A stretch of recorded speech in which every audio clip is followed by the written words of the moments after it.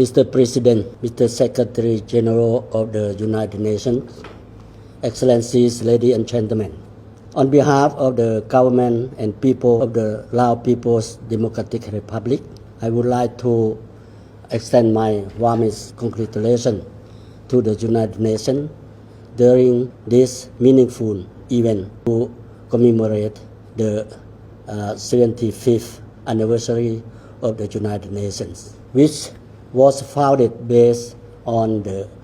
aspiration of all mankind, aspiring for peaceful coexistence, cooperation, and mutual assistance to make this world a better place of peace, stability, and prosperity. Throughout the last 75 years, we have witnessed a number of achievements and success made under the United Nations. Many countries have gained their national independence and the right of self-determination. Dialogue and consultation have become the principle and trend in solving the dispute by peaceful means. Development cooperation has been enhanced, leading to millions of people escaped from poverty, racial discrimination, and gender inequality have been progressively addressed. All this has contributed to the maintenance of international peace and security and sustainable development. Despite the fact that the current global environment is very much different from what it was 7 decades ago, I am of the view that the primary objective and principle as stipulated in the Charter of the United Nations continue to be highly valuable and relevant to the current global context. Therefore, all member states are required to jointly promote the noble goals and objectives of the United Nations and help improve its mechanism conducive to the current setting aimed at assuring the effective execution of its role, mandates, and duties in addressing the global challenges that we are facing today. Lao PDR stands ready to actively work with all members and in strengthening the United Nations to effectively carry out its mandate for maintaining peace, socio-economic development, and prosperity of all nations. Thank you. สาธารณรัฐประชาธิปไตยประชาชนลาวมั่นยืนมั่นยืนมั่นยืนสาธารณรัฐประชาธิปไตยประชาชนลาวได้รับการสถาปนาขึ้นในวันที่ 2 ธันวาคม ปี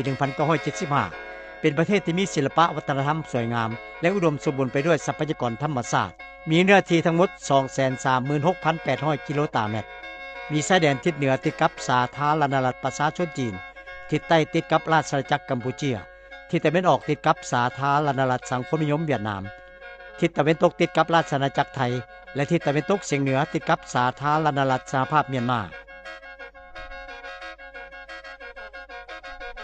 ในหลังประเทศชาติได้รับการปลดปล่อยประชาชนลาวบรรดาเผ่าภายใต้การนำพาของพรรคประชาชนปฏิวัติลาวได้พร้อมกันปฏิบัติ2หน้าที่ยุทธศาสตร์คือปกปักรักษาและสร้างสรรค์ประเทศชาติโดยเฉพาะการดำเนินภารกิจเปลี่ยนแปลงใหม่รอบด้านมีหลักการของพรรคเพื่อขุดค้นและเสริมขยายกำลังแห่งสังรวมของชาติและของยุคสมัยเข้าในการสืบต่อสร้างและบูรณะระบอบประชาธิปไตยประชาชนเพื่อให้ประชาชนห่างมีผาสุกประเทศชาติมั่งคั่งเข้มแข็ง สังคมมีความสามัคคีปองดองประชาธิปไตยยุติธรรมและศิวิไลย์ขึ้นเทื่อละก้าวอย่างบ่หยุดยั้ง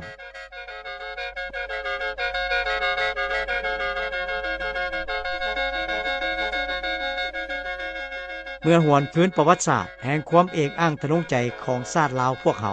ก่อนหน้านี้672 ปีคือในปี 1353 เจ้าฟ้างุมมหาราชวีรกษัตริย์ผู้ยิ่งใหญ่ได้นำพาประชาชนท่อนโฮมแผ่นดินลาวล้านสร้างให้เป็นเอกภาพหนึ่งเดียวหลังจากนั้นในราชการของกษัตริย์ลาวองค์ต่อๆมาก็ได้สืบต่อนำพาสร้างสาพัฒนาประเทศชาติให้มีความเจริญรุ่งเรืองเรื่อยมาแต่น่าเสียดายประเทศลาวล้านสร้างที่อุดมสมบูรณ์ด้วยทรัพย์ในดินสินในน้ำมั่งคั่งสมบูรณ์ด้วยศิลปะวัฒนธรรมได้ตกเป็นหัวเมืองขึ้นของพวกศักดินาต่างดาวแต่ปี 1778 หาปี 1893 ซึ่งกินเวลาประมาณ 115 ปี กาย1ศตวรรษหลังจากนั้นในระหว่างปี 1893 หาปี 1975 ก็ตกอยู่ในแอกครอบครองของพวกลาเมืองขึ้นของพวกฟาสซิสต์และพวกจักรพรรดิเป็นเวลา 82 ปี ซึ่งรวมแล้วประเทศลาวล้านสร้างที่แสนหักของพวกเขาได้ตกเป็นหัวเมืองขึ้นของชาติอื่นจนนานถึงประมาณ 197 ปี ซึ่งเป็นเวลาเกือบ2ศตวรรษที่คุณค่าอริยธรรมของชาติลาวประเทศชาติบ้านเมืองเฮือนซานบ้านซอง วัดวาอาหามไฮนาหัวสวนถูกทำลายเผ่าผลาญอย่างหลวงหลายเป็นระยะเวลาแห่งการสูญเสียอิสรภาพความเป็นเจ้าตนเองของประชาชนลาวบรรดาเผ่าทั้งเป็นระยะเวลาแห่งการสูญเสียเลือดเนื้อเหือไขและหยาดน้ำตาที่เกิดจากความทุกข์โศกทรมานแสนสาหัสย้อนถูกกดขี่ขูดรีดข่มเหงและเข็นฆ่าอย่างโหดร้ายป่าเถื่อน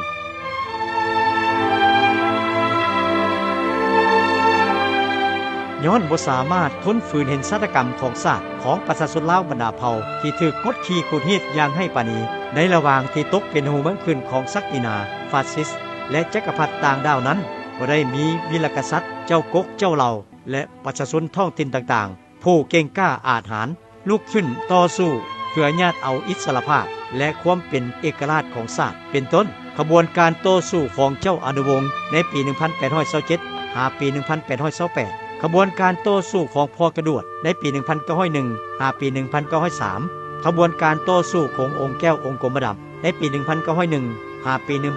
1937 ขบวนการต่อสู้ของเจ้าฟ้าปัจจัยในปี 1918 หาปี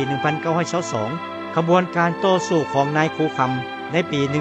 1920 และขบวนการต่อสู้ของประชาชนเผ่าอื่นๆซึ่งขบวนการลุกขึ้นต่อสู้ต่างๆที่กล่าวมานั้นถึงว่าจะบ่ได้รับชัยชนะก็ตามแต่ได้กลายเป็นโนแหนงและมูลเชื่อแห่งการต่อสู้อันพิละอาถรรพ์บ่ยอมจำนนของบรรพบุรุษลาวผู้มีน้ำใจเสียสละอันยิ่งใหญ่เพื่อความเป็นเอกราชของชาติลาว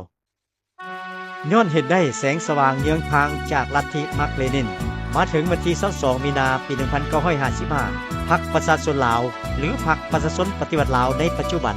ซึ่งเป็นพรรคที่ยึดมั่นลัทธิมาร์กเลนินและมูลเชื่ออันดีงามของชาติลาวเป็นพื้นฐานแนวคิดและทฤษฎีของพรรคได้รับการสร้างตั้งขึ้นอย่างเป็นทางการอยู่บ้านนาแมวเมืองเวียงไสแขวงหัวพันโดยมีประธานไกรสอนพรหมวิหารเป็นเลขาธิการซึ่งในโอกาสที่เป็นนิมิตหมายทางด้านประวัติศาสตร์แห่งการสร้างตั้งพรรคในครั้งนี้พรรคได้วางทิศทางรวมแห่งการนำพาคือนำพาทั่วปวงชนสามัคคีต่อสู้เฮ็ดสำเร็จภารกิจปลดปล่อยชาติสร้างประเทศลาวให้กลายเป็นประเทศสันติภาพเอกราชประชาธิปไตยเอกภาพและวัฒนถาวร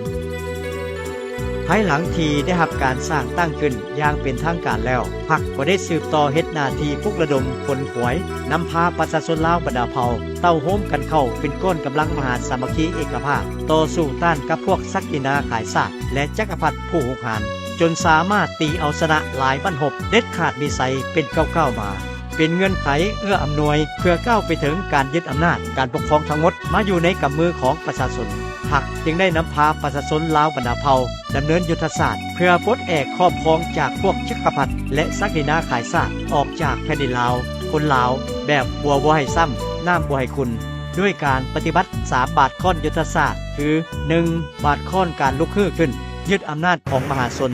2. บาทข้อนกองทหารของฝ่ายขัวแยกตัวออกแล้วมาร่วมมือกับบรรดากำลังหักษา 3. บาดค้อนใช้กำลังของบรรดากำลังประกอบอาวุธรักษาเป็นกำลังดูนี่จากนั้นมาฮอดท้ายเดือนสิงหาปี 1975 กองจักการปกครองและกองทหารของฝ่ายศักดินาขายศาสตร์แต่ขั้นแขวงลงถึงขั้นหักฐานในทั่วประเทศถูกลบล้างสิ้นเชิงเฮ็ดให้เจ้ามหาชีวิตจำต้องยอมสละราชบัลลังก์ระบอบศักดินาได้ถูกลบล้างแล้วสถาปนาสาธารณรัฐประชาธิปไตยประชาชนลาวขึ้นแทนอย่างสง่าผ่าเผยในวันที่ 2 ธันวาคม ปี 1975 โดยเลือกตั้งท่านสุพรรณวงศ์เป็นประธานประเทศท่านไกรสนพรหมวิหารเป็นนายกรัฐมนตรี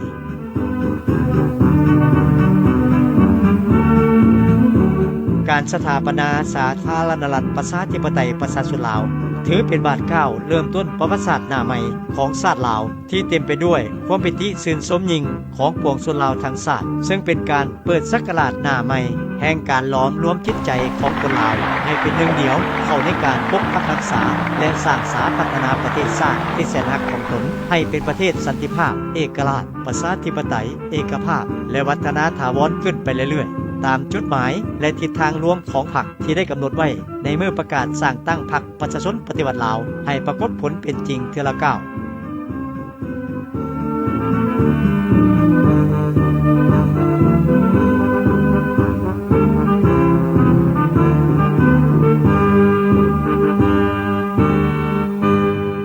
ในขณะที่ภาครัฐและประชาชนทางชาติกำลังชื่นชมยินดีในระบอบใหม่อยู่นั้นประเทศชาติของพวกเขากำลังเผชิญกับข้อยุ่งยากสิ่งท้าทายและสิ่งทดสอบอันใหม่หลายประการในการดำเนินภารกิจปกปักรักษาและสร้างสาพัฒนาประเทศชาติเป็นต้นแมนบรรดาอิทธิกำลังปรปักษ์ยังสุ่มใส่ม่างเพทำลายการปฏิวัติในทุกด้านด้วยกลอุบายที่มีหลายรูปหลายสีที่เลือกแลบทางด้านการเมืองการทหารเศรษฐกิจวัฒนธรรมสังคมและการต่างประเทศโดยมีจุดประสงค์ม่างเพทำลายการปฏิวัติในเฉพาะหน้าและยาวนานหวังคนล่มระบบใหม่ของพวกเขาทันทีที่ยังอ่อนน้อยให้ตายคาอูบวกใส่ประเทศเฮายังมีสิ่งท้าทายอันใหญ่หลวงจากผลของสงครามที่แก่ยาวเป็นเวลาหลาย10ปีอยู่พื้นแผ่นดินลาวซึ่งสิ่งดังกล่าวได้ปาไว้ห้องหอยความเสียหายจากการทิ่มระเบิดยิงทำลายเผ่าผลาญอันน่าเศร้าที่สุดแมนยังมีระเบิดบ่ทันแตกจำนวนหลวงหลายได้ตกข้างยังใหญ่ทั่วดินลาว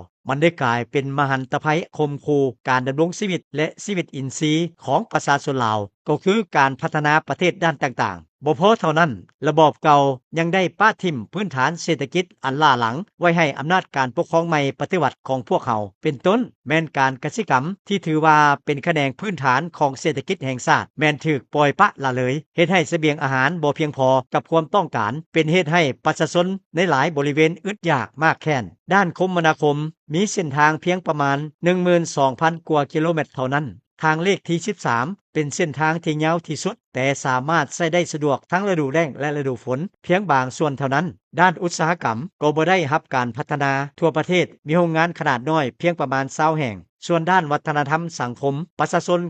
90%บ่ฮู้หนังสือภาษาลาวบ่ได้รับการส่งเสริมจำนวนประชาชนที่เรียนจบชั้นกลางและชั้นสูงแม้นมีน้อยที่สุดวัฒนธรรมสอดกระจาและภัยสังคมอื่นๆแพร่ขยายอย่างดวงหลายด้านสาธารณสุขปิ่นปัวสุขภาพของประชาชนแม้นบ่ได้รับการเอาใจใส่เท่าที่ควรโดยเฉพาะอยู่ในเขตชนบทอัตราส่วนพยาธิระบาดอยู่ในกลุ่มเด็กน้อยแม้นสูงย้อนแนวนั้นในเบื้องต้นภาครัฐจึงได้สู่สนปฏิบัติแผนนโยบายสร้างเศรษฐกิจเอกราชเป็นเจ้าตนเองตามทิศสังคมนิยมปลุกระดมประชาชนเข้าร่วมในแนวรบการผลิตกสิกรรมฟื้นฟูนาเหือชาวนาใหม่นำใช้เทคนิคใหม่เข้าในการผลิตกสิกรรมฟื้นฟูการผลิตของโรงจักรโรงงานปรับปรุงธนาคารแห่งรัฐปฏิบัติระบอบการเงินที่เป็นเอกภาพในทั่วประเทศฟื้นฟูและซ่อมแปลงถนนหนทางจัดตั้งจราจรแจกจ่ายผลิตภัณฑ์สินค้าระหว่างบริเวณเขตแขวงต่างๆเฮ็ดให้เศรษฐกิจของชาติที่ถูกตัดแบ่งเป็นเวลาหลาย10ปีได้เป็นระบบที่มีความเป็นเอกภาพบรรดาวิธีการทางด้านเศรษฐกิจอันตั้งหน้า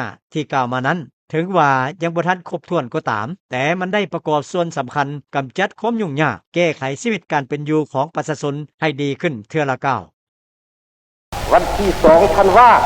ซึ่งเป็นวันชาติที่มีเกียรติสง่างามของชาติเฮาครบรอบ1ปี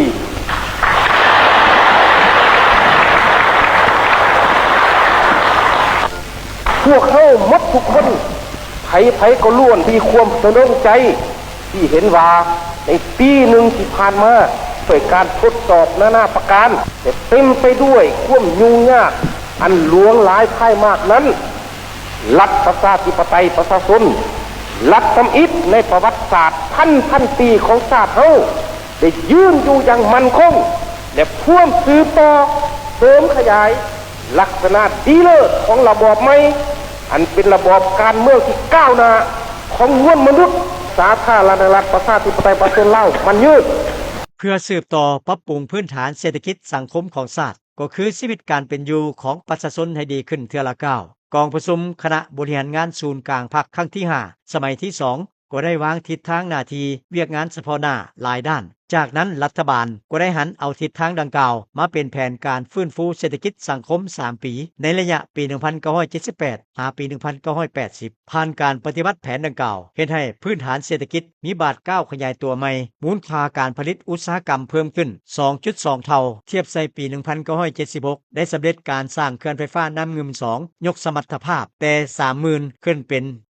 110,000 กิโลวัตต์ก่อสร้างทางใหม่และซ่อมแปลงทางเก่าเกือบ 3,000 กิโลเมตรด้านเวียกงานศึกษาได้มีการขยายตัวสามารถลบล้างความบ่รู้หนังสือได้80ส่วนห้อยได้มีนักเรียนประถมเพิ่มขึ้น2เท่านักเรียนมัธยมเพิ่มขึ้น6เท่านักเรียนอุดมเพิ่มขึ้น11เท่ามีมหาวิทยาลัยสถาบันการศึกษาขั้นสูงและโรงเรียนวิชาชีพเกือบ40แห่งในทั่วประเทศวัฒนธรรมศิลปะวรรณคดีมหาชนได้รับการส่งเสริมและขยายตัว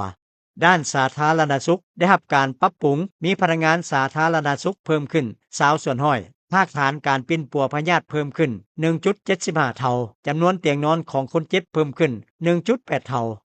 ย้อนเห็นได้ผลสำเร็จของแผนฟื้นฟูเศรษฐกิจสังคม3ปีก็คือเพื่อสืบต่อนำพาประเทศชาติก้าวขึ้นสู่บาทก้าวขยายตัวใหม่พร้อมทั้งเพื่อสร้างพื้นฐานให้แก่การก่อสร้างและพัฒนาเศรษฐกิจสังคมของประเทศให้เติบใหญ่เข้มแข็งขึ้นเทื่อละก้าวดังนั้นภาครัฐแห่งสาธารณรัฐประชาธิปไตยประชาชนลาวจึงได้วางแผนพัฒนาเศรษฐกิจสังคมแห่งชาติ5ปีปี 1981 หาปี 1985 ครั้งที่ 1 ขึ้นโดยได้สู่ชนก่อสร้างพื้นฐานเศรษฐกิจที่เป็นเอกราชและสังคมนิยมออกแห่งขยายการผลิตกสิกรรมป่าไม้หัตถกรรมอุตสาหกรรมน้อยอุตสาหกรรมเบาและบางแขนงอุตสาหกรรมอื่นๆบนพื้นฐานการจัดตั้งการผลิตขึ้นใหม่สู่ชนสร้างพื้นฐานวัตถุจำนวนหนึ่งที่จำเป็นให้ได้เบื้องต้นต่อแม่นสร้างระบบคมนาคมขนส่งไปรษณีย์โทรคมนาคมออกแห่งจัดตั้งคอร์ดแจกจ่ายจราจรสินค้าเพื่อรับประกันสุกยู่การผลิตให้ขยายตัวสร้างเศรษฐกิจศูนย์กลางไปพร้อมกับการออกแห่งสร้างเศรษฐกิจท้องถิ่นสร้างให้เป็นโครงประกอบที่เป็นเอกภาพเทื่อละก้าวโดยมีการแบ่งขั้นที่สมเหตุสมผลอย่างจะแจ้งเพื่อเสริมขยายท่าแห้งของท้องถิ่นใช้ทุกวิธีการเพื่อบำรุงบูรณะและเปิดกว้างบรรดาระบบการศึกษาทั้งอนุบาลบำรุงวัฒนธรรมสามัญศึกษาอาชีวศึกษาสมทบระหว่างเศรษฐกิจกับการป้องกันชาติป้องกันความสงบโดยสมทบทั้ง3ด้านอย่างแน่นแฟ้นคือเฮ็ดเวียกงานป้องกันชาติป้องกันความสงบให้ดีเพิ่มทวีรากฐานการเมืองและปรับแปลงชีวิตการเป็นอยู่ของประชาชนเผ่าต่างๆให้ดีขึ้นจากการจัดตั้งปฏิบัติแผนพัฒนาเศรษฐกิจสังคมแห่งชาติครั้งที่1ปี 1981 หาปี 1985 เฮ็ดให้รวมยอดผลิตภัณฑ์ภายในปี 1985 เพิ่มขึ้น 54 ส่วนห้อยรายรับแห่งชาติเพิ่มขึ้น 48 ส่วนห้อยการผลิตกสิกรรมก็มีการขยายตัวปริมาณข้าวเปลือกบรรลุได้ 1.4 ล้านต้นเฉลี่ยต่อหัวคนได้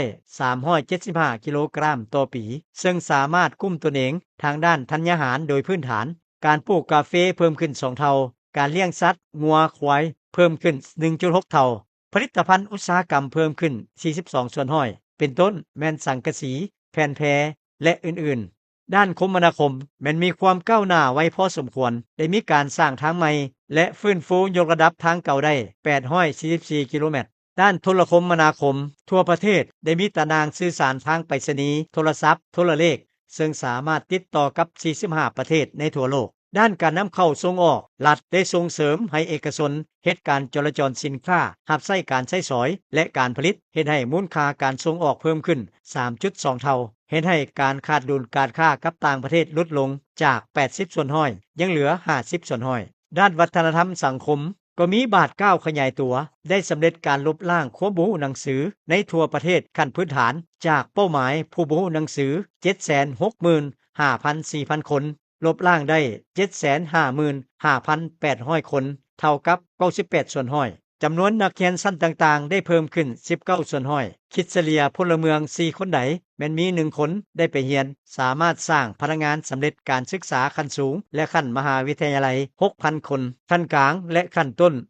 22,000 คนด้านสาธารณสุขได้มีแพทย์หมอเพิ่มขึ้น59ส่วนร้อยบทบาทและอิทธิพลของประเทศเฮาในเวทีสากลนับมือกว้างขวางและสูงเด่นขึ้นสั่งรวมแล้วในบาท9เดือนทมิตแห่งการก่อสร้างระบบใหม่ในระยะ10ปีทมิตถึงว่าจะประเสริญกับความยุ่งยากหลายประการที่ศัตรูก่อขึ้นก็คือเกิดมาจากจุดเริ่มต้นของประเทศเฮายังต่ำเกินไปและสภาพการหลายด้านยังบ่ทันมั่นเที่ยงพร้อมทั้งบ่ทันมีกลไกคุ้มครองเศรษฐกิจที่ครบสุดและสอดคล้องก็ตามแต่ย้อนมีความสามัคคีตัดสินใจบุกบืนก้าวขึ้นของพนักงานและประชาชนทางชาติมีการช่วยเหลืออันใหญ่หลวงของสากลและต้นต่อแม้นย้อนมีการนำพาอันถูกต้องและประดิษฐ์สร้างของคณะนำขั้นต่างๆตั้งแต่ศูนย์กลางลงฮอดท้องถิ่นรากฐานฉะนั้นจึงสามารถปกปักรักษาเอกราชอธิปไตยและปกปักรักษาระบอบใหม่ไว้ได้อย่างมั่นคงประเทศชาติมีความสงบและเป็นระเบียบเรียบร้อยสามารถปฏิบัติบรรดาจุดหมายของแผนพัฒนาเศรษฐกิจสังคม5ปีแห่งชาติครั้งที่1สำเร็จโดยพื้นฐานอันได้ประกอบส่วนสร้างปฐมปัจจัยและเงื่อนไขสะดวกให้แก่การสืบต่อก้าวขึ้นของประเทศชาติของพวกเขาอันผลงานใหญ่อันที่หมายว่าใน10ปีนี้สาธารณรัฐประชาธิปไตยส่วนเราได้ยืนมั่นนับมือนักแน่นอยู่ในป้อมด้านหน้าและได้กระทับมั่งทุกกลอุบายล่ายเหลี่ยมของศัตรูบ่ว่ารูปใดการใดอันนั้นและกำลังป้องกันชาติป้องกันความสงบก็นับมือเติบใหญ่ขยายตัวแต่ติดพันกับการเติบใหญ่ของกำลังของประชาชนอันนั้นเป็นผลงานอันใหญ่อันหนึ่ง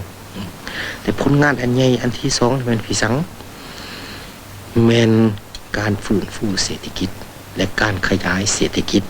การดัดสร้างและก่อสร้างสังคมนิยมและพร้อมกันนั้นกับการแก้ไขปัญหาศึกษาวัฒนธรรมคือสังคมแต่บนพื้นฐานแห่งความสำเร็จที่กล่าวมานั้นยังมีหลายปัญหาและข้อโครงสร้างหลายประการที่จะต้องได้รับการปรับปรุงแก้ไขให้เหมาะสมกับสภาพความเป็นจริงของประเทศเฮาเป็นต้นกลไกบริหารยังมีลักษณะเกื้อกูลจึงเฮ็ดให้การผลิตขยายตัวช้าเมื่อเทียบใส่ความสามารถบ่มซ่อนของประเทศที่มีอยู่จังหวะการขยายตัวทางเศรษฐกิจโดยรวมมีท่าเอียงลดลงเมื่อเทียบใส่ระยะปี 1976 หาปี 1980 ที่เพิ่มขึ้น9ส่วนร้อยต่อปีแต่ระยะปี 1981 หาปี 1985 แม้นเพิ่มขึ้นเฉลี่ยเพียง 4.9 ส่วนร้อยต่อปีเท่านั้นการจราจรสินค้ายังมีหลายคอดฝืดเคืองการคมนาคมบ่ทันทะลุลงหากันการค้าขายรับใช้เขตผู้ดอยและบริเวณห่างไกลซอกลีกบ่ทันดีการผลิตทางด้านอุตสาหกรรมถึงว่ามีการเพิ่มขึ้นแต่ยังสักซ่าย้อนกลไกคุ้มครองยังบ่ทันได้ดัดแปลงซึ่งแสดงออกในปี 1985 ทุนคงที่ของบรรดาโรงจักรโรงงานที่ขึ้นกับบางแขนงภาครัฐเพิ่มขึ้น13เท่าถ้าเทียบใส่ปี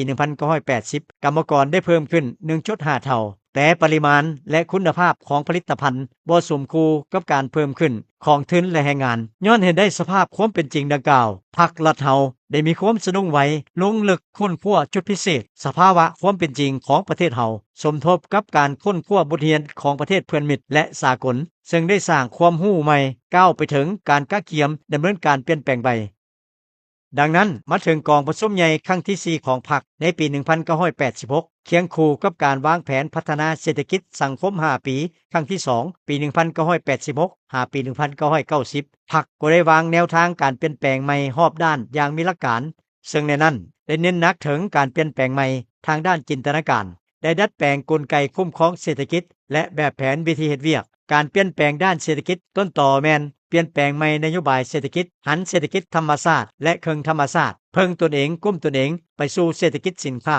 ขยายเศรษฐกิจหลายภาคส่วนด้วยหลายรูปการกรรมสิทธิ์หลายรูปการจัดตั้งผลิตธุรกิจในนั้นทุกภาคส่วนเศรษฐกิจล้วนแต่มีความเสมอภาพต่อหน้ากฎหมายการเปลี่ยนแปลงใหม่ทางด้านกลไกคุ้มครองเศรษฐกิจก็ได้หันเปลี่ยนจากกลไกคุ้มครองรวมศูนย์อาญาสิทธิ์บริหารเกื้อกูลไปสู่การรายเรียงธุรกิจเปิดกว้างการพัวพันร่วมมือกับต่างประเทศและเพื่อรับประกันเฮ็ดให้ภารกิจเปลี่ยนแปลงใหม่ก้าวไปสู่จุดหมายกองประชุมครบคณะบริหารงานศูนย์กลางพรรคครั้งที่8สมัยที่ ก็ได้วาง6หลักการของการเปลี่ยนแปลงใหม่คือ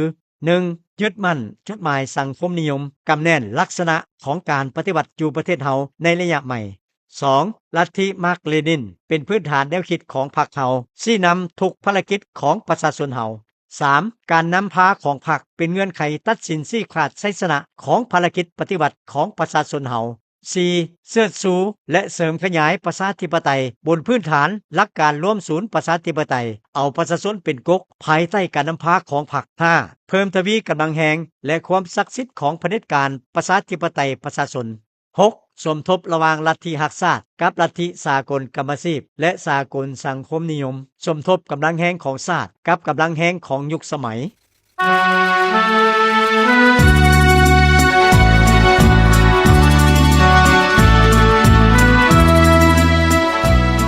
ด้วยแนวทางนโยบายของพรรครัฐที่ถูกต้องและสอดคล้องกับสภาพความเป็นจริงของประเทศเฮาบวกใส่การจัดตั้งพัฒขยายแนวทางนโยบายเปลี่ยนแปลงใหม่รอบด้านมีหลักการของพรรคและการจัดตั้งปฏิบัติแผนพัฒนาเศรษฐกิจสังคมแห่งชาติ5ปีในแต่ละครั้งของรัฐบาลมาฮอดปี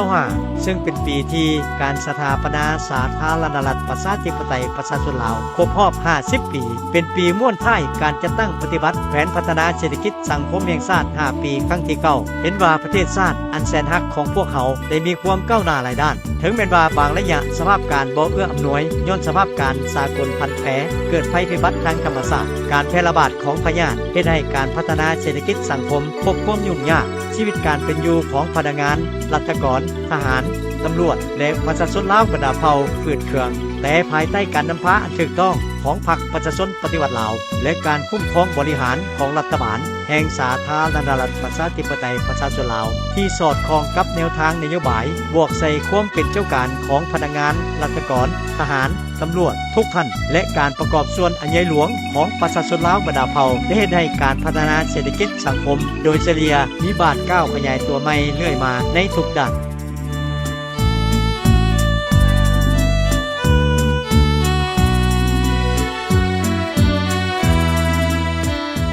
ด้านการป้องกันชาติป้องกันความสงบได้มีความเติบใหญ่เข้มแข็งขึ้นเรื่อยๆโดยได้สุ่มใส่จะตั้งปฏิบัติแนวทางป้องกันชาติป้องกันความสงบทั่วปวงส่วนรอบด้านกำลังคนได้รับการก่อสร้างและปรับปรุงทางด้านอาวุธยุทโธปกรณ์ศิลปะยุทธและยุทธวิธีต่างๆให้นักแน่นเข้มแข็งมีแบบแผนและทันสมัยมีความสามารถปฏิบัติหน้าที่ปกปักรักษาอำนาจอธิปไตยและผืนแผ่นดินอันครบถ้วนของชาติไว้ให้มั่นคงเฮ็ดให้ประเทศชาติและสังคมลาวมีพื้นฐานความสงบสุขประกอบส่วนสำคัญเข้าในการปกปักรักษาและพัฒนาประเทศชาติด้านการปกครองก็ได้รับการปรับปรุงและพัฒนาอย่างบ่หยุดยั้งเพื่อให้สอดคล้องกับความเรียกร้องต้องการของแต่ละระยะซึ่งปัจจุบันได้แบ่งการปกครองออกเป็น2ขั้นคือขั้นศูนย์กลางและท้องถิ่นซึ่งอยู่ในขั้นศูนย์กลางแม้นมีรัฐบาลประกอบมีบรรดากระทรวงและองค์การเทียบเท่าส่วนอยู่ขั้นท้องถิ่นแม้นประกอบมีแขวงนครหลวงเมืองนครและตาแสงมีพนักงานรัฐกรทั้งหมด 168,572 คนหญิง 89,50 คนมีพลเมือง 7,647,000 กว่าคนหญิง 3,818,000 กว่าคนเพื่อเป็นเครื่องมือในการปกครองก็คือการคุ้มครองบริหารรัฐสามารถสร้างทางกฎหมายเพื่อเสนอให้สภาแห่งชาติพิจารณาได้รับพร้อมเอาได้172ฉบับเพื่อสร้างสภาพเอื้ออำนวยให้แก่การสร้างเศรษฐกิจตลาดตามทิศสังคมนิยมที่ประกอบมีหลายภาคส่วนเศรษฐกิจหลายโครงการกรรมสิทธิ์ที่มีความเสมอภาคกันแข่งขันกันและร่วมมือกันภายใต้กฎหมายให้มีการขยายตัวอย่างต่อเนื่องสามารถเชื่อมโยงกับภาคพื้นและสากลได้พรรคและรัฐบาลก็ได้เอาใจใส่ในการสุกยู่การพัฒนาเศรษฐกิจตามทิศเพิ่งตนเองเป็นเจ้าตนเองและสร้างความเข้มแข็งด้วยตนเองโดยการกำหนดนโยบายสร้างเศรษฐกิจเอกราชเป็นเจ้าตนเองไปพร้อมกับการสร้างพื้นฐานโครงหลังและสร้างปัจจัยในการพัฒนาเศรษฐกิจเป็นต้นได้เอาใจใส่ในการซ่อมแปลงยกระดับและก่อสร้างโครงหลังพื้นฐานด้านคมนาคมขนส่งเพื่อเชื่อมโยงเชื่อมจอดตารางการคมนาคมขนส่งโดยสารและขนส่งสินค้าระหว่างภายในประเทศภาคพื้นและสากลเป็นต้นแม้นการปรับปรุงก่อสร้างกวดทางเดินบินท่าเรือก ทาขนถ่ายสินค้าและอื่นๆปัจจุบันทั่วประเทศมีเส้นทางยาวหลายกว่า 60,000 กิโลเมตรในนั้นเป็นทางปูเบตงและปูยางอัสฟัลต์หลายกว่า 10,000 กิโลเมตรมีทางด่วนยาว109กิโลเมตรมีเส้นทางรถไฟลาวจีนเส้นทางรถไฟลาวไทยมีความมิตรภาพข้ามน้ำของลาวไทย5แห่งลาวเมียนมา1แห่งมีเดินบินภายในและสากลหลายแห่งมีทางเรือสากลลาวเวียดนามทาบกทานาแรงอยู่นครหลวงเวียงจันทน์ทาบกอยู่สวรรณเขตและทาบกอยู่จำปาสักเคียงคู่กันนั้นก็ได้สร้างปรับปรุงและยกระดับพื้นฐานโครงสร้างด้านกสิกรรมสร้างเงื่อนไขสะดวกให้แก่การปลูกฝังเลี้ยงสัตว์เพื่อค้ำประกันเสบียงอาหารโภชนาการและเป็นสินค้าเป็นต้นการสร้างระบบชลประทานการค้นคว้าวิจัยแนะนำและสนองแนวพันธุ์พืชและสัตว์เฮ็ดให้มีเนื้อที่ปลูกข้าวทั่วประเทศทั้งหมดในปี 2024 ประมาณ 1,367 เฮกตาร์ผลผลิตเฉลี่ย 3.93 ต้นต่อเฮกตาร์รวมผลการผลิตได้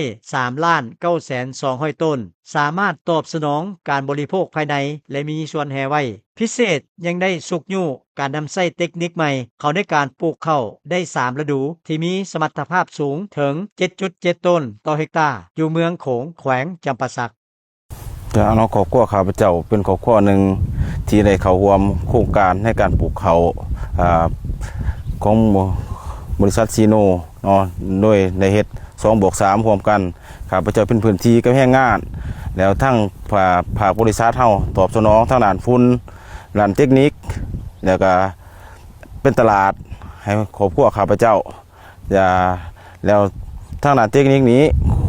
ได้ถ่ายทอดเอาบทเรียนจากวิชาการของบริษัทเพิ่นเขาไปใส่ซุ้มใส่การจัดตั้งปฏิบัติครอบครัวข้าพเจ้าจะให้ครอบครัวข้าพเจ้าผลิตเขาใน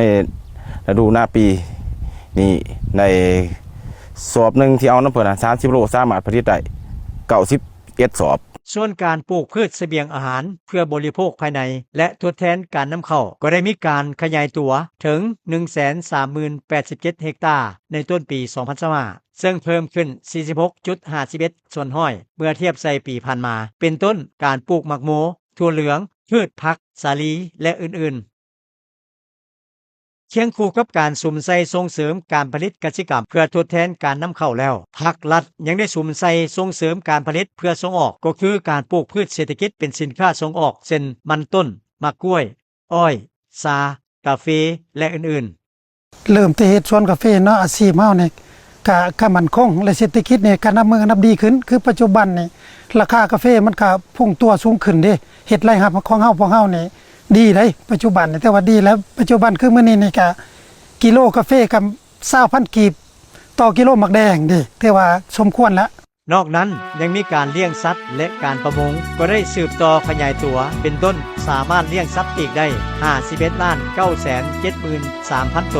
งัว 2,561,000 โตหมู 4,540,000 โตได้พัฒนาอุตสาหกรรมปรุงแต่งและการค้าให้ทันสมัยก้าวสู่เศรษฐกิจดิจิตอลสีเขียวและยืนยงได้สร้างสภาพเอื้ออำนวยให้แก่การดำเนินธุรกิจโดยการลดขั้นตอนและระยะเวลาในการขอขึ้นทะเบียนวิสาหกิจจาก10ขั้นตอน174วันเหลือเพียง3ตอน3วันเฮ็ดให้มีจำนวนวิสาหกิจประเภทต่างๆ 21,656 หัวหน่วยในนั้นการค้าขายยกขายย่อยซ่อมแปลงรถยนต์รถจักรมี 1432 หัวหน่วยที่พักเซาและบริการอาหาร 2,130 หัวหน่วยการส่งออกและสั่งสินค้า193 หัวหน่วยอุตสาหกรรมปรุงแต่ง 1,488 หัวหน่วยกสิกรรมป่าไม้และการประมง 939 หัวหน่วยมีตลาดทั้งหมด 867 แห่งในนั้นเป็นตลาดใหญ่ 49 แห่งตลาดกลาง 146 แห่งตลาดน้อย 395 แห่งและตลาดนัด 277 แห่งมูลค่าจราจรสินค้าภายในได้ประมาณ 78,431 ตึกกิในต้นปี 2025มูลค่าผลิตอุตสาหกรรมปรุงแต่งและหัตถกรรมบรรลุได้ถึง 491,306 ตึกกิเพิ่มขึ้น 8.83 ส่วนห้อยเมื่อเทียบใส่ระยะเดียวกันของปีผ่านมาในนั้นการผลิตเสบียงอาหารรวมหลายกว่าหมู่ 24.23 ส่วนห้อยเครื่องดื่ม 17.8 ส่วนห้อยเครื่องนุ่งห่ม 12.44 ส่วนห้อยผลิตภัณฑ์เตี้ย 7.84 ส่วนห้อยเครื่องใช้ไฟฟ้าและอิเล็กทรอนิกส์ 5.74 ส่วนห้อย ผลิตภัณฑ์แห่ธาตุอื่นๆที่บ่แม่นโลหะ 5.61 ส่วนห้อยการผลิตยางและผลิตภัณฑ์พลาสติก 4.6 ส่วนห้อยอันพ้นเด่นแม้นได้สุกยู่ส่งเสริมผลิตสินค้า1เมือง1ผลิตภัณฑ์โอดอปซึ่งปัจจุบันมี23หัวหน่วย54ผลิตภัณฑ์นอกนั้นเพื่อสร้างเงื่อนไขให้ประชาชนมีสุขภาพดีและมีสภาพแวดล้อมสดใสให้แก่ประเทศชาติภาครัฐได้ถือสำคัญในการนำพาพัฒนาเศรษฐกิจต้องไปพร้อมกับการปกปักรักษาธรรมชาติสิ่งแวดล้อมนำใช้มาตรการอย่างเข้มงวดให้องค์การจัดตั้งภาครัฐและหัวหน่วยเศรษฐกิจทุกประเภทรักษาสิ่งแวดล้อมส่งเสริมท่าแห้งบ่มซ่อนทางทรัพยากรธรรมชาติสร้างพลังงานที่เป็นมิตรต่อสิ่งแวดล้อมเป็นต้นแม้นการสร้างเขื่อนไฟฟ้าพลังน้ำไฟฟ้าพลังลมและอื่นๆมาฮอดต้นปี 2025มีแรงพลังงานไฟฟ้าที่มีกำลังติดตั้ง1เมกะวัตต์ขึ้นไปมีจำนวน109แห่งซึ่งสามารถผลิตพลังงานไฟฟ้าได้ 61,023.92 กิโลวัตต์โมงต่อปีส่วนด้านโทรคมนาคมและอินเทอร์เน็ตที่ถือว่าเป็นเครื่องมือหนึ่งในการสุกยู่การพัฒนาเศรษฐกิจสังคมของชาติภาครัฐได้สืบต่อนำพาที่นำการขยายเครือข่ายโทรศัพท์และอินเทอร์เน็ตเฮ็ดให้มีจำนวนอัตราประชาชนนำใช้โทรศัพท์ถึง 97% อัตราการชมใช้อินเทอร์เน็ต 58 ส่วนห้อยสร้างเงื่อนไขเพื่ออำนวยอันหนึ่งให้แก่การติดต่อสื่อสารและการเฮ็ดธุรกรรมด้านการเงินเป็นต้นแม้นการจ่ายภาษีอากรเข้างบประมาณของรัฐผ่านเครือข่ายอินเทอร์เน็ตของระบบธนาคารมีความสะดวกว่องไวและมีประสิทธิภาพซึ่งแสดงออกสามารถปฏิบัติการเก็บรายรับได้ 33,565 ตื้อขีดในต้นปี 2025เพิ่มขึ้นถึง 29 ส่วนห้อยเมื่อเทียบใส่ระยะเดียวกันของปีผ่านมาและสุ่มใส่นำใส่รายรับดังกล่าวเข้างบประมาณเพื่อเบิกจ่ายเงินเดือนเงินอุดหนุนค่าครองชีพให้พนักงานราชการทหารตำรวจพนักงานบำนาญพนักงานเสียองค์เงินอุดหนุนผู้อาสาสมัครและอื่นๆ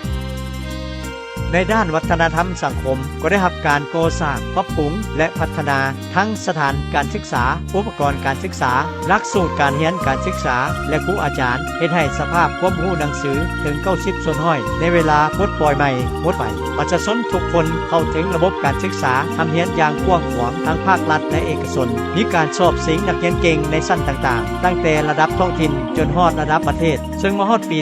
2024ทั่วประเทศมีโรงเรียนการศึกษาก่อนวัยเรียน3,424 แห่งมี 1441 ห้องมีครู 13,189 คนมีนักเรียน 241,740 คนมีโรงเรียนประถม 8,674 แห่งมี 32,222 ห้องเรียนมีนักเรียน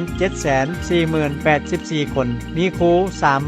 31,199 คนมีอัตราเข้าเรียนประถม 98 ส่วนห้อยอัตราเรียนจบชั้นประถม 90 ส่วนห้อยมัธยมสมบูรณ์ 842 แห่งมัธยมต้น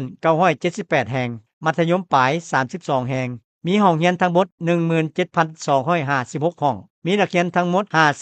535,324 คนมีครูชั้นมัธยมทั้งหมด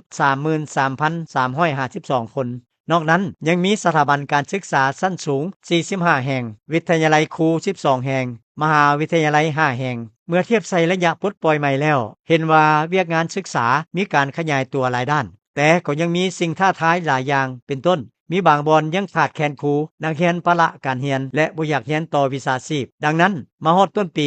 2025เพื่อแก้ไขปัญหาดังกล่าวรัฐบาลจึงได้ออกนิติกรรมเกี่ยวกับการโฮมโรงเรียนสามัญศึกษาหันเอาครูสัญญาจ้างเข้าเป็นครูราชการและการทดแทนครูที่สูญเสียไปด้วยรูปการต่างๆเพิ่มเบี้ยเลี้ยงนักเรียนนักศึกษาทุกท่านภายในขอบเขตทั่วประเทศ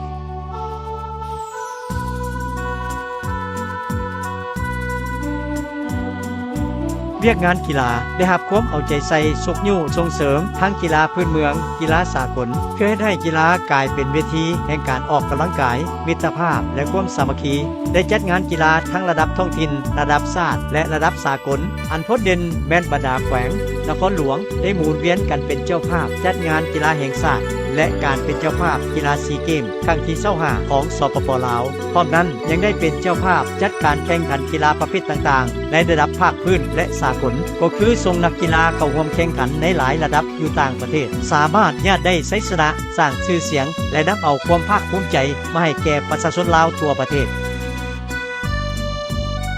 ภ ภาครัฐได้ถือสำคัญในเวียกงานสาธารณสุขเพื่อให้ประชาชนลาวบรรดาเผ่ามีสุขภาพดีและมีอายุยืนโดยการขยายตารางสาธารณสุขจากศูนย์กลางลงฮอดท้องถิ่นเขตชนบทอย่างกว้างขวางโดยมีการปรับปรุงก่อสร้างโรงหมอศูนย์กลางโรงหมอแขวงโรงหมอเมืองสุขศาลาห้องกวดพยาธินโยบายเกิดลูกและเป็นปัวเด็กน้อยอายุต่ำกว่า5ปีแบบบ่เสียค่าก็คือการบริการกวดเป็นปัวสุขภาพประชาชนที่รับการปรับปรุงดีขึ้นเพื่อให้ประชาชนสามารถเข้าถึงการบริการด้านสาธารณสุขขั้นพื้นฐานนับมือเพิ่มขึ้นอัตราการซักยาและยอดยาการพยาธิของแม่หญิงและเด็กน้อยนับมือนับตัวถึงมีสถานที่บริหารสาธารณสุข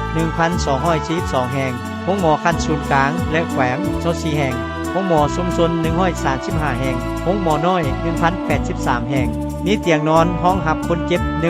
1392 หน่วยอัตราการตายเด็กอายุต่ำกว่า1ปีแม่น 9.10 ต่อ 1,000 คนอัตราการตายของเด็กอายุต่ำกว่า5ปีแม่น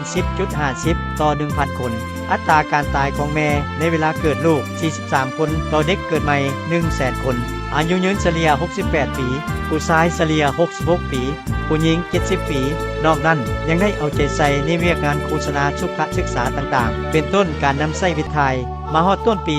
2025 เฮ็ดให้มีอัตราสมไส้วิทย์ไทยครอบครัวปฏิบัติได้ 96.8 ส่วนห้อยในขณะที่อัตราปกคุมการประกันสุขภาพเป็นมีถึง 94.5 ส่วนห้อยของพลเมืองทั้งหมดเวียกงานแรงงานและสวัสดิการสังคมมาฮอดต้นปี 2025 สามารถพัฒนาสีมือแรงงานให้แรงงานที่จะเข้าสู่ตำแหน่งงานใหม่ได้ทั้งหมด 93,793 คนหญิง 47,141 คนในนั้นคะแนนกสิกรรมรวมเอา 17,849 คนหญิง 7,634 คนอุตสาหกรรมรวมเอา 27,488 คนหญิง 7,634 คนและคะแนนบริการรวมรายถึง 52,456 คนหญิง 31,795 คนพร้อมเดียวกันนั้นยังได้ส่งเสริมการจัดหาเวียกงานทำเข้าสู่ตลาดแรงงานภายในและต่างประเทศได้ 83,765 คนหญิง 44,772 คนขึ้นทะเบียนแรงงานลาวที่ต้องการมีเวียกงานทำทั้งภายในและต่างประเทศ 81,936 คนหญิง 48,441 คนได้อนุมัตินำเข้าแรงงานต่างประเทศ 7,386 คนหญิง 1,824 คนเพื่อให้สอดคล้องกับสภาพการขยายตัวของเศรษฐกิจสังคมก็ได้มีการปรับปรุงแรงงานต่ำสุดของผู้ออกแรงงานในแต่ละระยะไปเคียงคู่กับขยายระบบประกันสังคมให้ได้ถึงทั่วประเทศทั้งภาครัฐภาควิสาหกิจภาคชุมชนและผู้ทุกอย่าง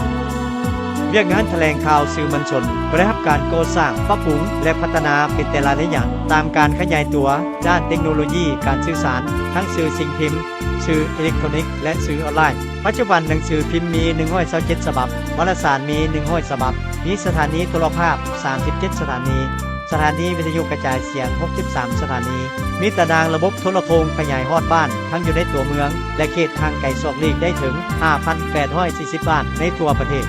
ย้อนวัฒนธรรมเป็นพื้นฐานแห่งความยืนยงคงตัวของชาติเป็นกำลังดันให้สังคมขยายตัวและเป็นจุดหมายของการพัฒนาสังคมมรดกวัฒนธรรมอันดีงามของชาติของบรรดาเผ่าได้รับการปกปักรักษาสืบทอดและเสริมขยายมีมรดกโลกคือเมืองหลวงพระบางวัดภูจำปาสักไหหินเสียงขวางและสวนอุทยานแห่งชาติหินน้ำนองมรดกด้านวัฒนธรรมนามธรรมของมวลมนุษย์โลกคือเสียงแคนเชื้อชาติลาวลายหน้าฟ้อนลำวงลาวสร้างครอบครัวและบ้านวัฒนธรรมได้กลายเป็นขบวนพ่วงขวางในทั่วประเทศฮอดท้ายปี 2024 มีครอบครัววัฒนธรรมทั้งหมด 1,82,830 ครอบครัวเท่ากับ 78.89 ส่วนห้อยของครอบครัวทั่วประเทศ 1,372,440 ครอบครัวมีบ้านวัฒนธรรมทั้งหมด 7,224 บ้านเท่ากับ 85.95 ส่วนห้อยของบ้านทั่วประเทศ 8,404 บ้านมีหอพิพิธภัณฑ์ 30 แห่งหอสมุด 12 แห่งหัวหน่วยผลิต6เงา29แห่งหน่วยศิลปะวรรณคดี6แห่ง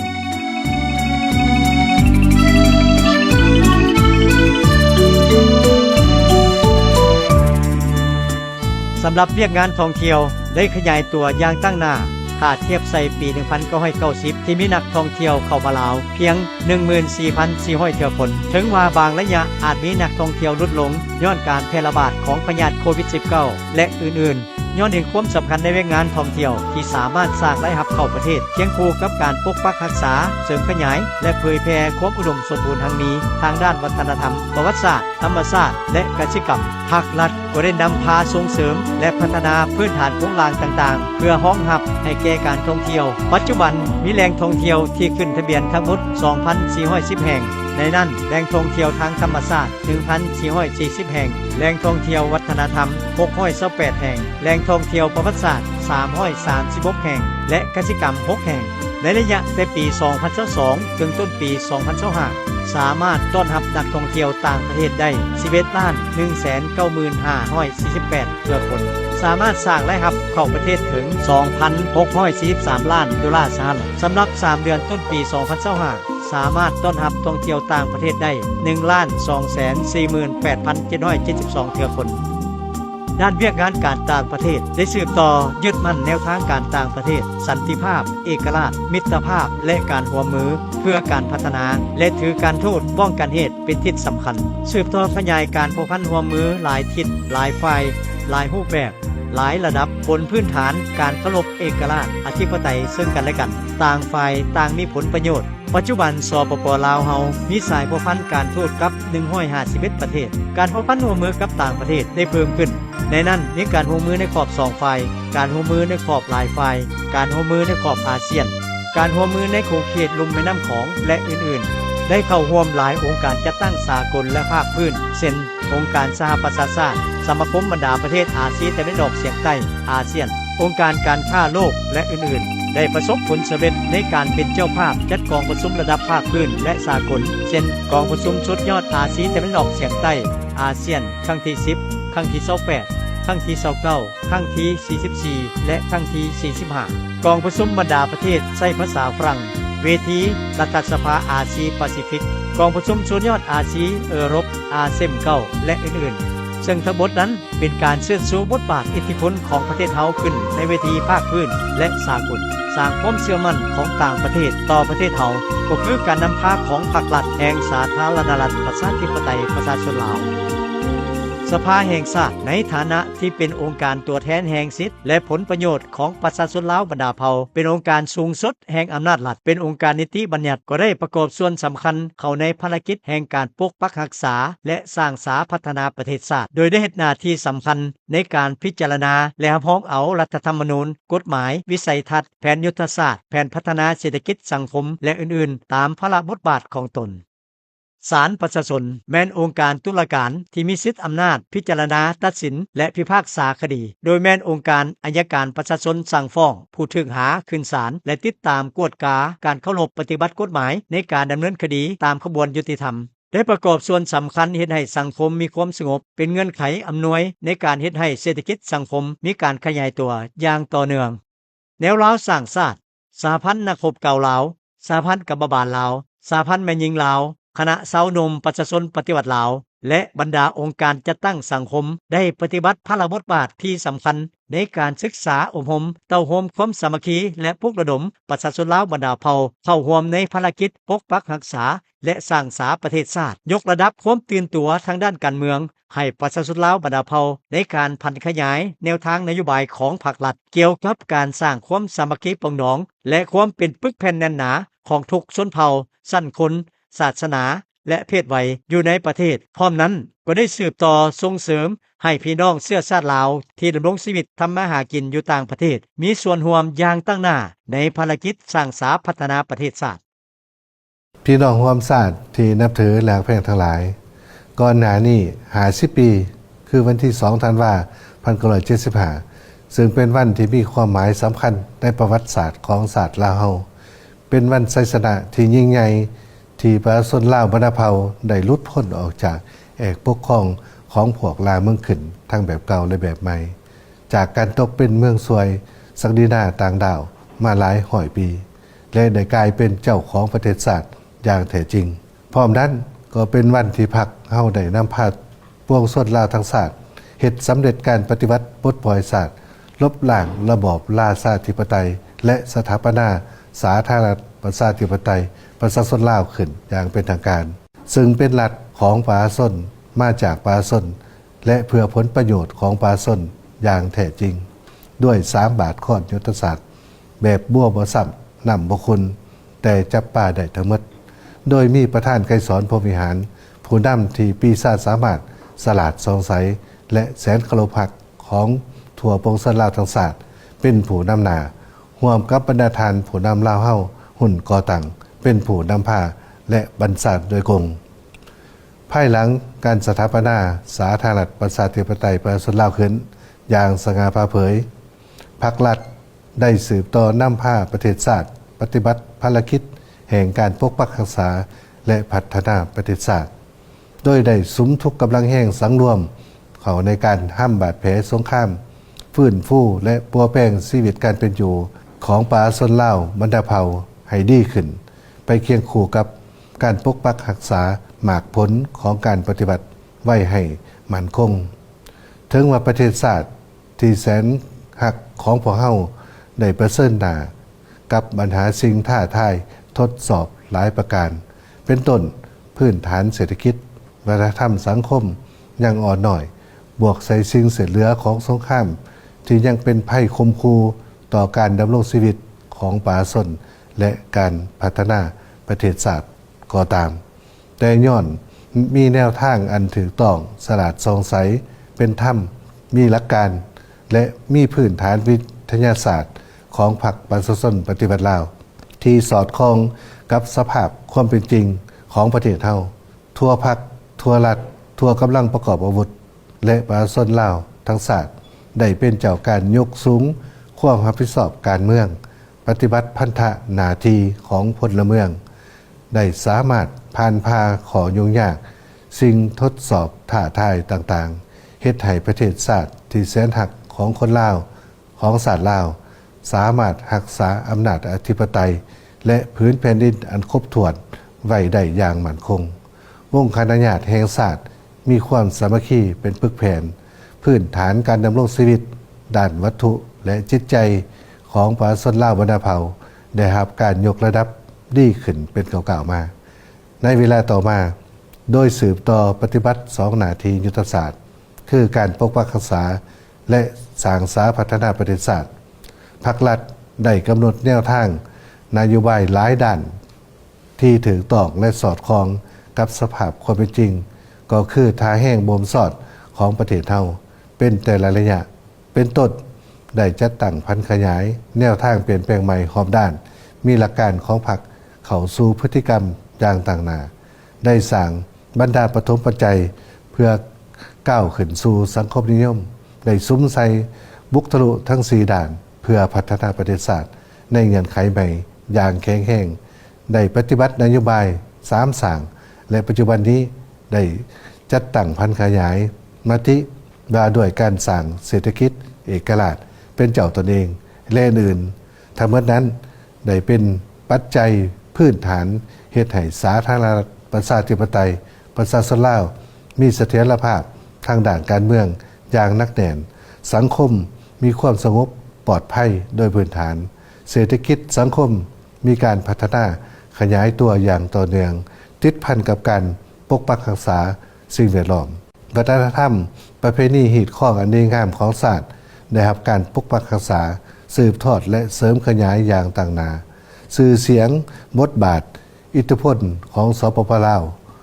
ได้พ้นเด่นขึ้นในเวทีภาคพื้นและสากลพี่น้องร่วมชาติที่รักแพงทั้งหลายในโอกาสปีนี้เป็นปีที่มีความหมายและความสำคัญยิ่งของพรรคทั่วรัฐทั่วกำลังประกอบอาวุธและทั่วปวงชนลาวทั้งชาติได้พร้อมกันเฉลิมฉลอง3 วันประวัติศาสตร์สำคัญของพรรคของชาติเป็นต้นวันสร้างตั้งพรรคประชาชนปฏิวัติลาวครบรอบ70 ปีวันสถาปนาสาธารณรัฐประชาธิปไตยประชาชนลาวครบรอบ50 ปีและวันคล้ายวันเกิดของประธานไกรสอนพรหมวิหารผู้นำที่แสนเคารพรักของทั่วปวงชนลาวทั้งชาติครบรอบ105 ปีข้าพเจ้าขอเขียนข้อมายังสมาชิกพรรคพนักงานรัฐกรทหารตำรวจนักเขียนหูปัญญาชนผู้ประกอบการและประชาชนลาวทุกทนาจงพร้อมกันเฉลิมฉลองวันสำคัญดังกล่าวอย่างเป็นขบวนฟดฟื้นมีความเบิกบานมวลซื่นด้วยการหันเป็นบรรณจิตปฏิวัติบุก ยู่แห่งขบวนการด่านต่างๆ เพื่อคำนับรับตอนและก้าวเข้าสู่กองประชุมใหญ่ครั้งที่ 12 ของพรรคการเลือกตั้งสมาชิกสภาแห่งชาติสุดที่ 10 และสภาประชาชนขันแขวงสุดที่ 5 ด้วยบาทเก่าอันนักแน่นพร้อมกันสืบต่อประกอบส่วนอย่างต่างหน้าในภารกิจปกปักรักษาและสร้างสาประเทศชาติเพื่อบรรลุจุดหมายประเทศชาติมั่งคั่งเข้มแข็งประชาชนหังมีผาสุขสังคมมีความสามัคคีเป็นปึกแผ่นยุติธรรมศรีวิไลให้ปรากฏผลเป็นจริง